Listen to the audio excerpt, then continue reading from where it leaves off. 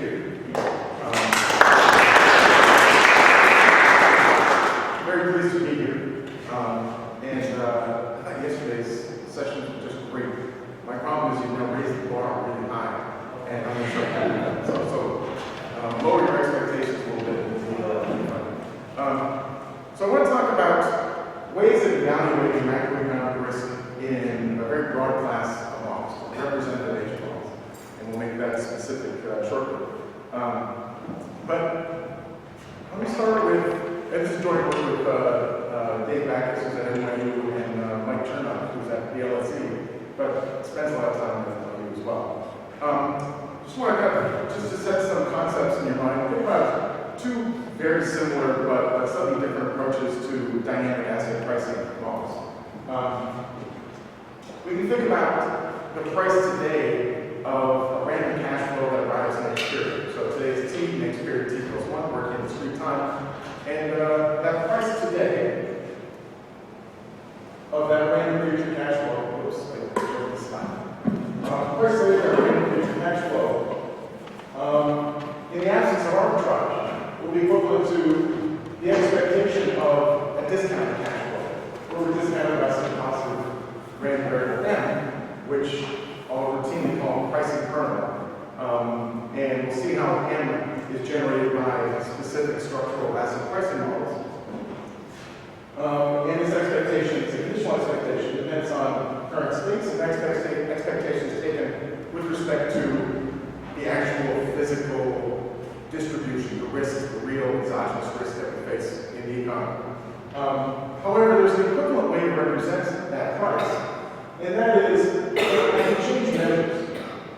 I can use M, the existence of M says there's also a measure that's called Q. And if I take the expectation under the measure Q of the same cash flow, then the price looks like the expected value just discounted one period at risk-free interest rate.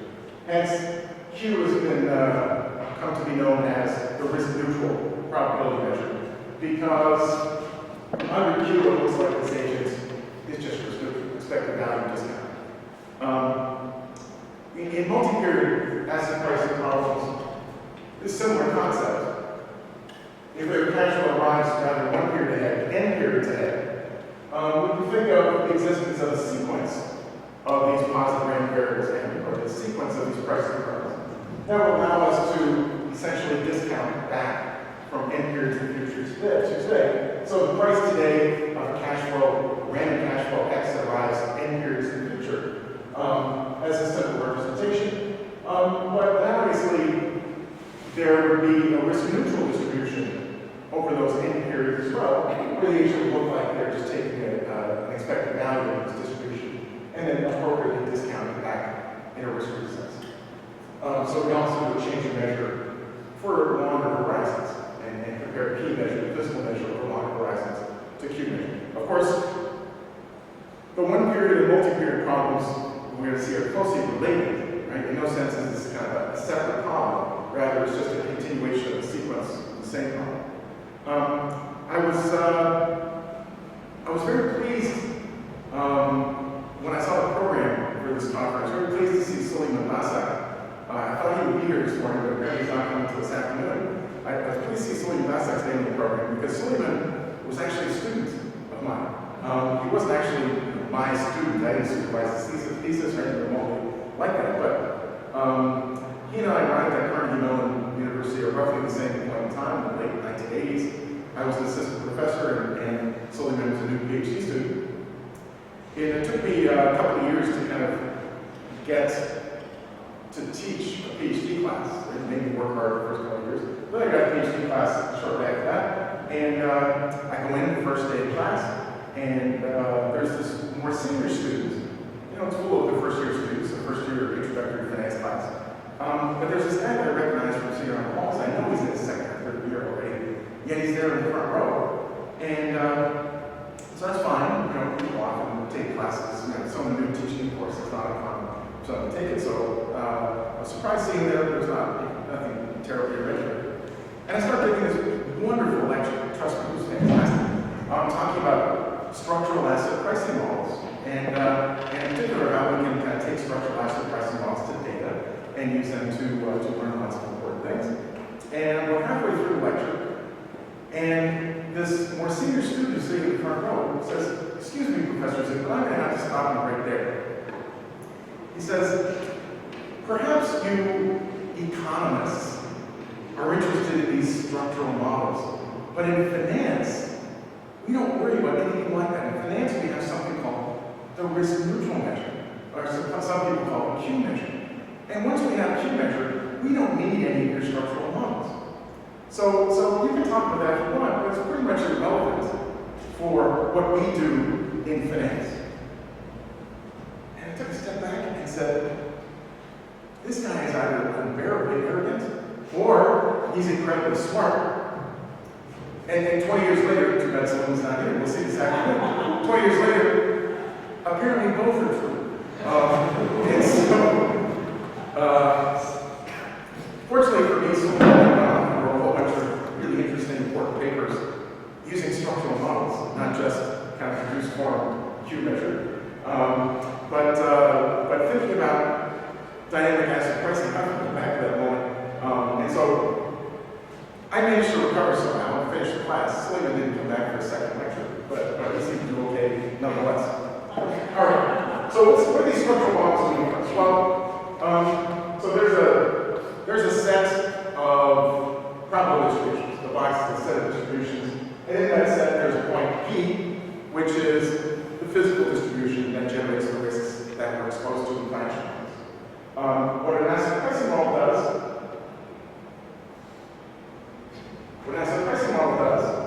is, as we saw in the previous slide, take this physical measure and map it into a risk-neutral measure, still in the space of probable distributions.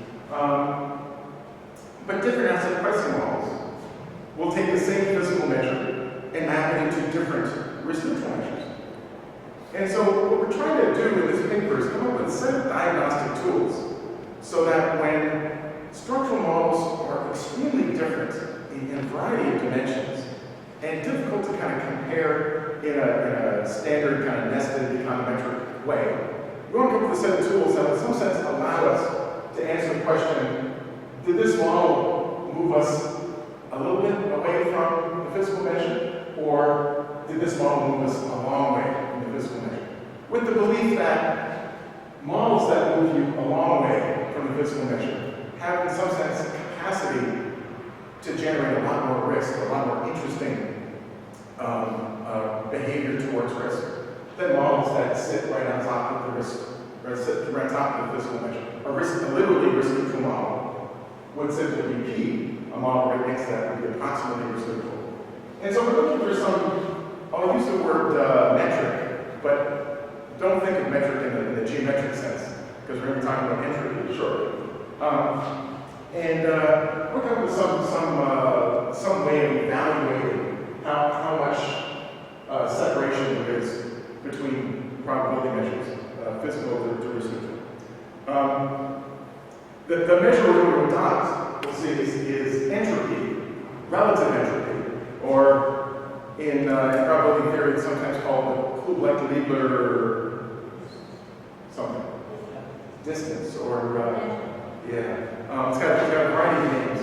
We'll make it specific in a second. And there's a terrible risk you run whenever you use the word entropy. So I found a couple of, we're going to see that as well as entropy, there's lots of ways we can think of kind of topologizing this, or like coming up with a measure of how far apart these distributions are. We can think about, for example, quadratic distance, and you would get things like Hansen-Jacob bounds or sharp ratios, things like that. We're going to see that this stylized picture, the actual problems we're interested in are much more complicated, because this isn't just a space of probability distributions. This is in some sense represent a sequence of spaces of probability distributions. We're interested in dynamics of asset pricing. And so there is a whole set of key measures mapping that are related, mapping a whole set of key measures that are related. And we're going to see that for multi-period problems, the class of models that people typically work with are very amenable to kind of log linear representations. And it turns out relative entropy was exactly, Shannon kind of developed it with this log metric in mind. And so we're going to see that it's much simpler, much more transparent in its application than it would be other distance measures, like quadratic or you could take some kind of Commode distance or something like that. We're going to see that entropy has some great methods. Okay, but I've discovered the hard way that whenever you use the word entropy, people have, we need brain scans of people when they first hear new experiments to run. You guys have extra money in grants and want to do an experiment. See what part of the brain gets activated when you use the word entropy. And typically, I'm going to bet money that it's some kind of like emotional response rather than rational response. Because you use the word entropy, and people get very agitated. And I've discovered that people will immediately say, that's not entropy. Or they'll say, entropy is ridiculous. I showed years ago that entropy is useless. So I found a couple of quotes that kind of speak to that. One is, I found it in a Hansen Sargent paper. And when Shannon first developed this notion of entropy, he went to von Neumann and said, you know, what should I call this? And von Neumann's famous response was, call it entropy, because that's what it is. It's already used by that name. And nobody knows what entropy means. So we have an advantage in debates. Samuelson has a great quote which says, I have limited tolerance for the perpetual attempts to fabricate for economics concepts of entropy. So Samuelson's not going to like this, but hopefully you will. But if you don't like the word entropy, that's okay. You know, think of it as something else. As Humpty Dumpty once said, when I use a word, it means just what I choose it to mean. Nothing more, nothing less. So, well, a very precise definition. If you don't like the word entropy, that's fine. You can call it something else. Call it cool, like Lieber or whatever. Our analysis, however, isn't just kind of in abstract, isn't just theoretical. Dynamic asset pricing models are restricted by what we see happening in the world. These aren't just kind of thought exercises. These are meant to be positive economic theories that are useful for understanding the world. In particular, too bad Salim is not here because he can learn this lesson again. The reason we don't just jump to Q measure, the reason we're interested in a model that maps one to the other, is that we're interested in understanding the structural qualities of the world. What features of the world would be invariant to changes in the environment, changes in government policy, and what features of the world change and adapt and adjust when things in the environment change. So, without a structural model, you can't really answer this question. Structural models aren't going to be helpful for fitting data. You just want to fit data and do some cross-sectional kind of pricing at that point in time. There's no reason for a structural model. Q would do just fine. But if you're interested, say, in intertemporal risk measurement, intertemporal hedging, then you really do. And if you're worried about structural change, you really do want to think about structural models to guide that. So our models are not in the abstract. Our models are restricted by data. So this little red circle represents, and data don't pin down a single model, right? We know the sampling error. We know there's lots of features of the world that we don't characterize very well. But inside this circle is a set of, let's call them empirically relevant physical measures that match to the best of our abilities to estimate, match features of the world that we think are important. However, we could do the same thing with Q measure, as we could back up Q measure from observed equilibrium asset prices. And again, subject to measurement error, sampling error, and our ability to kind of capture all relevant dimensions. It could be a set of kind of data relevant Q measures that we consider. And so a tougher question, the question I started with was just kind of simpler. You know, how do you evaluate that separation of distributions? Ultimately, we want to ask a much harder question, and that is there a model? It seems like a kind of a necessary condition to find a model useful for the kind of purposes we've set out. Is there a model that will take kind of a data-relevant P measure and map it into a data-relevant Q measure? And so we think this entropy approach will help us evaluate that question for a very broad class dynamic asset pricing models. So what are we talking about? Well, let's think about conditional entropy. So think about one step ahead conditional probability distribution. And so to denote that, I put subscripts on these probability measures. So say you're at date t, what is the one step ahead to date t plus 1 probability distribution? Conditional on the state space, conditional on the information available at date t. Comparably for Q measure. And I want to think about the entropy at date t, right? So this is a function of the current state variable. The entropy at date t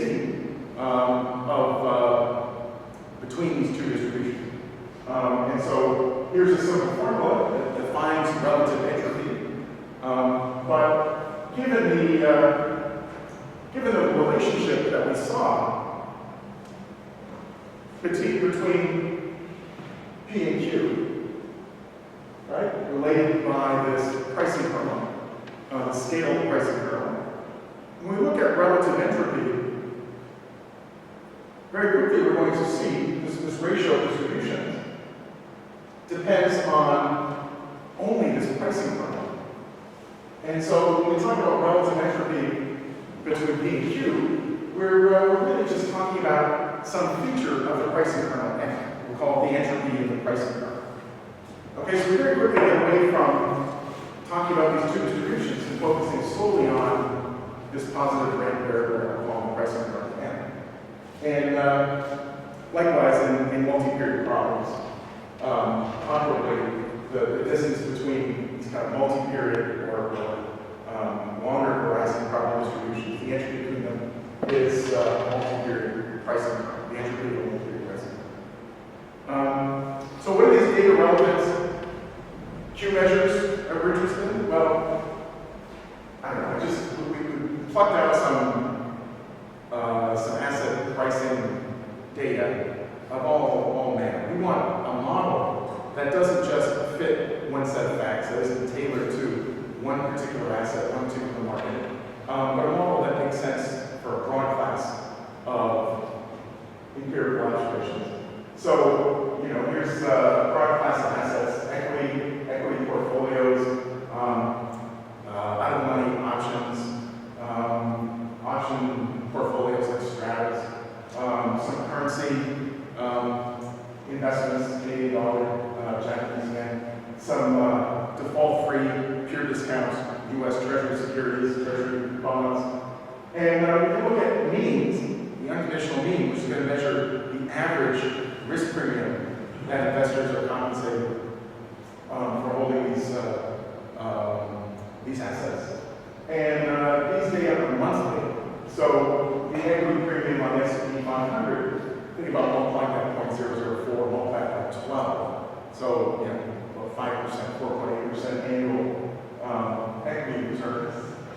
Equity premium, sorry. These are excess returns. But you can see that there are other securities out there that generate really big risk premiums as well. Long French and famous portfolios. If you want really high returns, you should short these particular equity options. They have really big negative returns, huge in some sense. Currencies have risk premiums. Curiously, nominal bonds have risk premiums that are relatively modest. Right? The term premium seems to be relatively modest. We'll find relative to, say, equity risk premium or option risk premiums. The other thing that's involved is that the last two columns, skewness and kurtosis, should dissuade us from any notion that, in some sense, the ergodic distribution of these asset returns looks Gaussian, looks normal. That there's a variety of more skewness, less skewness, more skewness than normal, right skewness, less skewness, more kurtosis. There's no examples, some examples of less kurtosis. So there's fat tails, there's important tail probability skewness evident in all of these things. So when we think about data relevant Q measures, we want to make sure that we can capture these really large risk premiums and, in some sense, this evident non-normality. So what are the facts?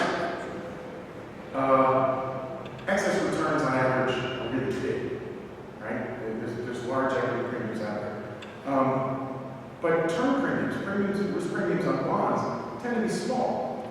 And skewness and kurtosis are also evident. Each of these things tells us something about Q measure. And given we start with a P measure, we're also going to tell us something very explicit about M, pricing current, in a moment. So dispersion speaks to, these big excess returns we're going to see speaks to dispersion of the one-step ahead distribution. These small bond premiums are going to tell us something really important to see about the dynamics of risk. We're going to think of skewness and kurtosis as evidence of some extreme outcomes, some jumps or disaster states. Each of these things tells us something about the pricing kernel. The question is, what do each of these things tell us about the pricing kernel, and how do standard models that are used, how do they line up on these important dimensions? Okay. These conditional entropies depend. We're talking about non-normality. They depend on cumulants. So think of kappa here as a cumulant generating, or as cumulants, right? This entropy representation looks a lot like the cumulant generating function we scale. And so cumulants are simple functions of moments of distribution. And we're going to see that entropy, this conditional entropy, depends on the conditional second order cumulants divided by 2 factorial plus all these higher order cumulants. So you can see that we're in a normal world. These higher order cumulants will all be 0. And we'll just be talking about the variance of the log pricing kernel. In non-normal environments, we're going to build in these higher order moments. And we're going to see the interplay between that exercise and the dynamics of the problem as well. The entropy bounds that we derive in the paper that kind of answer these empirical questions are fairly simple to see. And this is one of the things I think that makes entropy so appealing, is that it's really simple to see how data will restrict entropy, will put bounds on entropy. And when we evaluate a model, evaluate the entropy in a model, we can ask simply, are these bounds satisfied or not? So the first bound is related to the risk premium on risky assets. So the two pieces in entropy, the first piece we can see is clearly related to a one-period risk-free interest rate. The second period is related to the expected value of basically the log, the negative expected value of the log of the asset with the highest possible return expected, the riskiest asset out there. The riskiest asset out there is one that is perfectly negatively correlated with the pricing kernel. The pricing kernel is the thing that we're using, that agents or that markets will use to discount or evaluate or weight risk. If I create an asset that is the exact opposite of that, I've created as much, in some sense, covariance risk as possible in any model.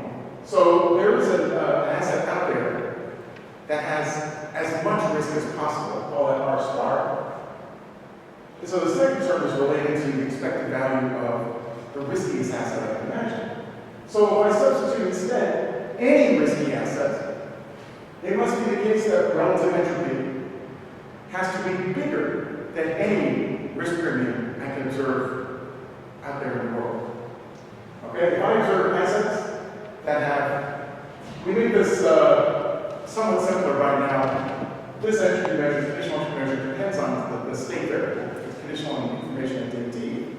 We're going to integrate over that state. We're going to take an unconditional expectation of this conditional entropy. So it's sort of average conditional entropy, if you like. And we're going to see that average conditional entropy has to be bigger than any risk premium we can observe. Okay? It turns out there's some really big risk premiums out there, as we documented. So when we think about models, we want models that have a lot of entropy, right? If we expect them to generate big risk premiums. Going back to that simple stylized geometric picture, that heuristic geometric picture, we clearly want models that have a lot of separation between P and Q. right? And in some sense, that's what this is saying. And that's what we see in the data. Average conditional entropy is what we use in this paper. We'll see shortly why.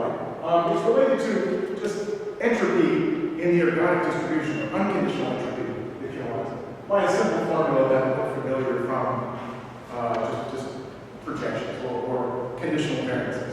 You want to think of this relationship like a conditional variance. You see the unconditional variance is the mean of the conditional variance plus the variance of the conditional mean. That sort of relationship also holds with entropy. So we're focusing on this piece. There's not most work you see in the literature focuses on the left-hand side here. The two differ by the entropy of the conditional mean. Okay. For longer horizons, we also want to make sure that our model is performing when we look at investments that are not just paying off just one step ahead, but things like multi-period bonds. They have cash flows way out in the future, perhaps. And so we want to think about the dynamic content of our model as we're thinking about this one step ahead dispersion. And so we think about relative entropy.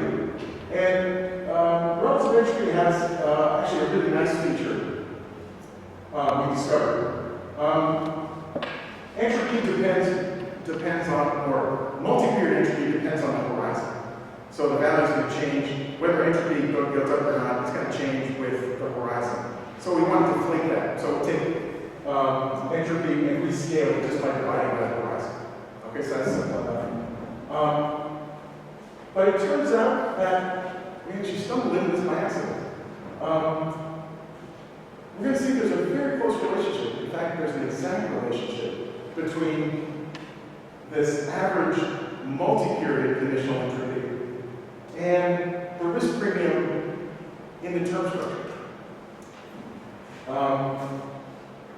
We're going to see that's exactly related to the negative of the slope of the yield curve, if you like. The yield, continuously compound yield on an n-period line, and then of the continuously compound yield on one period line. So information from the yield curve is going to pin down, we call it horizon dependence, which is just a standardized multi-period entropy. We net out one period entropy and then average over the n periods. We're going to see that thing is pinned down by the slope of the yield curve. So our models have to respect that as well. Right? Pricing not only has to have lots of entropy to capture these large risk premiums you see in the data, but our models actually have to have very little of this horizon dependence. The dynamics have to be very special so that we get a reasonable looking term here, slope of the yield curve. And so we kind of just as a benchmark, think about we want risk premiums that are at least 1% per month. Like that's a big risk premium, right? 1% a month, 12% a year, that's a sizable risk premium. You can find assets that seem to have larger risk premiums than that. But we think that's a reasonable target for an average risk premium. However, the term premium, say, over 5 years, 60 months, is small, right? 0.1% at that horizon. It's small on all horizons, but just for example, so we want this, so it's an interesting subtlety here. If the model was IID, if there were no dynamics in the world, right? If there were no persistent shocks that the price, if everything was just a sequence of independent draws, this horizon dependence would be exactly 0, which is kind of a nice normalization. What we're going to see is that there's lots and lots of very robust evidence that the term premium is not flat, as it would be in an IID world. Rather, term premium, the term structure has lots of interesting shape. It's just small. So we need this horizon dependence to be small, but we certainly don't want it to be 0, which is, again, we're going to see as a source of tension in these models. So we want entropy to be big, we want this horizon dependence to be small, and we somehow want to think about these high-order cubes. What we're now going to do is take, with these tools, take a look at a broad set of structural asset pricing models that are in current use. And we'll kind of go through these quickly to refresh our memories what they are. And evaluate and compare and contrast each of these models using this relative entropy bounds that we've developed. Okay, before doing that, let me do a more reduced form kind of exercise, almost similar to last Q-metric exercise. We call this a Vasicek model. Vasicek is this famous term structure model. And essentially what the Vasicek model does is just specify the pricing kernel exogenously. So it's not a structural model in the sense that it's going to look at technologies and preferences and things like that. There's just an exogenous representation of the dynamics of the pricing kernel. But conditional on that representation of the pricing kernel, we can then generate arbitrage-free prices of lots of things. So think of a very general specification, infinite order moving average representation. So that's flexible enough to capture any dynamics that you might think are relevant. In a one-shot world, if you want to add shots, this will accommodate that as well. Just take all of these numbers and make them matrices. And it turns out entropy is going to be driven by the scale of the contemporaneous shot. So these W's are scaled to be 0, 1, IID, normal shots. The scale we attach to that shot is what's going to drive entropy. It's one step ahead of dispersion. All these other dynamics are irrelevant for entropy, and all the other kind of history dependence in this process is irrelevant for entropy, but they drive horizon dependence. And whereas this entropy, A0, the scale of its first shot, plays no role in horizon dependence. So this model gives a nice clean separation, kind of in a reduced form sense, nice clean separation of entropy from horizon dependence. And so you could think of parameterizing this infinite order moving average in lots of different ways. You could just, if it's IID, all of these terms are 0. If you had AR1, all these terms would have a nice geometric sequence, geometrically declining sequence. You can think of Richard dynamics like an arm model would have a simple relationship between it would, after one lag, it would start to decay geometrically. So we can think about lots of different specifications. What we do is, we do a particular parameterization. This is too much algebra. What we're going to see is that these partial sums are important. A0, the first coefficient, is going to be big to get large entropy. However, the horizon dependence is driven by squares of these partial sums. And those things need to be small. Those are driven by these higher order like polynomial coefficients, right? The higher order, the longer memory dynamics of this process. And those things we're going to see, if we want horizon dependence to be small, these coefficients have to be small. You're going to see that this big and small is a source of lots of tension for the empirical fit of dynamic asset price models. Oops, wrong direction. Okay, so you can price assets. We then pick some parameters for a model that kind of look like parameters people fit in the affine. It's also an affine bond pricing model. We pick parameters that kind of make sense in this affine context. And what I plot here are the moving average coefficients that are going to compete. And this is kind of a good visual reference because we're going to come back to it over and over for a variety of models. These are these A's further back in time, right? The effect of more distant past shocks on the current pricing kernel. 0 here is the scale of the current shock. So 0 is generating entropy.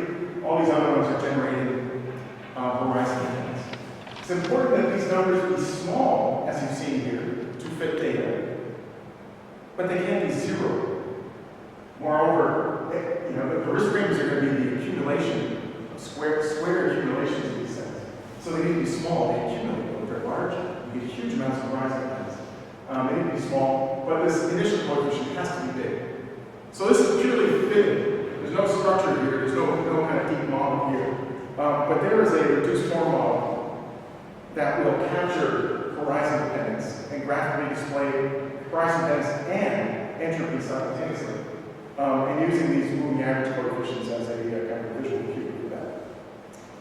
Okay, so we'll start off with some representative models that have constant risk, constant volatility. And we're going to see, we know from lots and lots of empirical evidence that these models aren't going to work very well. But I think we're going to understand why a little bit more clearly through this metric.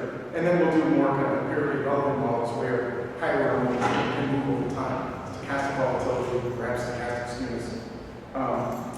Okay, so power utility, there are, our old favorite of the one we learned first in graduate school. We start off with a consumption growth process, and let's give the consumption growth process lots of dynamics. Gamma is a polynomial, B is the lag operator, the lag shift operator, and so this is the polynomial lag operator. So this is just accumulating lots and lots and lots of lag shocks, infinite order if you want, and this has individual coefficients, gamma 0, gamma 1, gamma 2, in this polynomial lag operator. So a very general dynamic structure. But when you feed that in the pricing kernel, what you see is that a very general dynamic structure all gets scaled by the same number. That is, we don't have the freedom parametrically to scale up the first coefficient in this polynomial without simultaneously scaling up all of the lag coefficients as well. So if you want to make entropy big by simply making people very risk averse in this model, you also get, as a byproduct of that, way more horizon dependence than is supported by the data. So we'll see this model is fine as kind of static over period ahead representation, but as soon as you start looking at dynamics, you get into trouble. An alternative to that would be to look at recursive utility, where we have a little more freedom. The idea here is things are not randomly separable across time. Mu is a certain equivalent. You come up with a single index of the future. One index of the future is my utility at a future date, ut plus 1, the next period's continuation utility. That's an index of the rest of the value for the rest of my life. But that's a random variable, not a number. And so a certain equivalent will then take that random variable over the single index, random variable over the single index, and map it into a single number, a certain equivalent operation. Conditional information available at AT. And for our purposes today, we'll just look at a certain equivalent that corresponds to expected utility of the parameter alpha. Rho then is the substitution across present to future dates, betas, and the discount. If alpha and rho were the same number, this would just reduce to, do a little algebra, reduces to additive expected utility. So we need some separation between alpha and rho to get some separation between this model and expected utility. In general, there's no closed form for the pricing kernel. The pricing kernel in this model has two important components. One looks just like the expected utility pricing kernel, consumption growth scale. But there's a second piece, which is like a risk-adjusted value of the continuation utility. Or if you want a risk-adjusted shock to future utility, future utility scaled by a certain equivalent future utility. And that's raised to this power of alpha minus rho. I want to think of this as short-run risk, right? The period-by-period risk I'm exposed to. Since this component loads on my entire lifetime, and U is going to be driven by a forward-looking agent, U is going to be driven by stuff that happens way off in the future. I want to think of this component in some sense a shock to long run. I think this is long-run risk. And there's some immediate rescaling. There's no closed form expression for U in general, but it turns out we're going to see that we do one approximation, one log linear approximation, and in a lot of normal environments, we get closed form, approximate closed form solutions to everything. So we detail all this at great length in the paper. So looking at a similar consumption growth process, we're going to see that the pricing kernel now has some separation between the coefficient that scales the current shock, A0 in the Vasicek model. And the coefficients that generate horizon dependence, A1, A2, and so on, in the Vasicek model. You can see that the parameter alpha does not enter into horizon dependence, but it does play a key role in one step ahead entropy. As does, of course, there's not a perfect separation. We're going to see that we want these, we're going to need these lagged polynomial coefficients in consumption growth to be positive to get entropy, but small. Their accumulation actually affects entropy as well. So it's a somewhat more complicated non-linear relationship, but there is separation between entropy and horizon dependence that will look more reasonable than what we did. We'll also look at habits models, kind of an alternative that also has kind of a more persistent factor affecting the pricing kernel. We'll look at two types of habits models, ratio habits, where people benchmark their current flow of consumption to, in a relative sense, to some habit stock X. The dynamics of the habit stock are going to be driven by this lag polynomial chi. The consumption dynamics are still this lag polynomial gamma. But you can see ratio habits have a simple pricing kernel that, again, doesn't have, like power utility, doesn't have a lot of separation between the parameters that are driving this one step ahead entropy and the parameters that are driving this longer horizon dependence. So it's going to suffer a similar problem. Difference happens where we kind of benchmark flow of current consumption to its difference with a habit stock X. Has a similar feature. S is, again, S is a parameter that governs the long-term mean of this habit stock process. And of course, that plays a big role, again, in all of these coefficients. So habits models have a little more parametric flexibility, but still don't have enough parametric flexibility to separate out entropy from horizon dependence in a clean way, whereas power utilities seem to have more flexibility that way.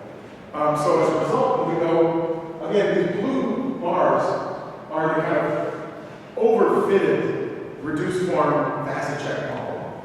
And then the pink bars are comparable quantities for these different models. So you can see that all these models can generate lots of entropy. So in a static or one step ahead context, they all work just fine. But all of these models,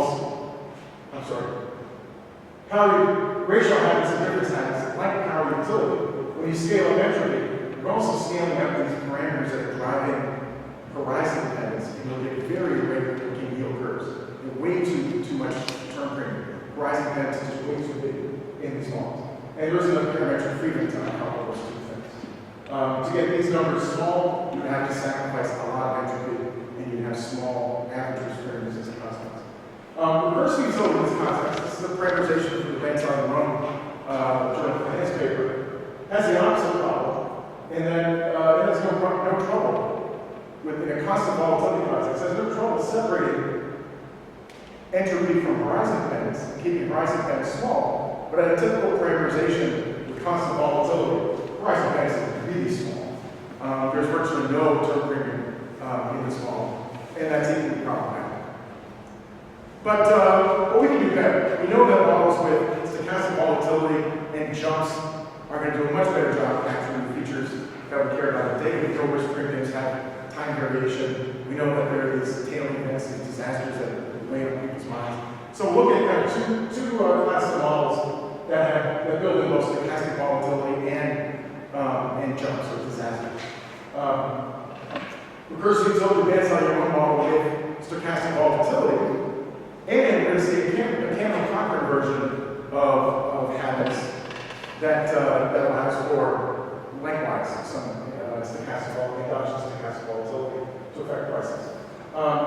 We'll also build in jumps in the way Barrow and Orange Tester have done jumps or disasters in key measure. See what that does. Okay. So what we're going to do is take the standard consumption growth model that we measured, and we're going to add stochastic volatility. We're going to allow the one step ahead initial variance to be state dependent, and we're going to allow it to be driven by its own set of shocks.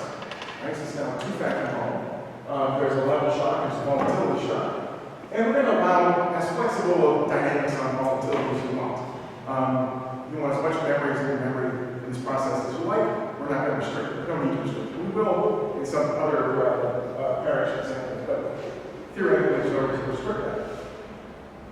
So now this entropy is driven by two pieces, right? There's two current shocks.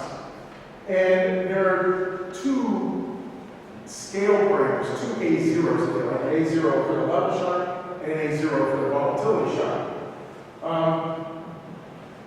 The volatility shock affects the pricing curve, obviously. You go back here.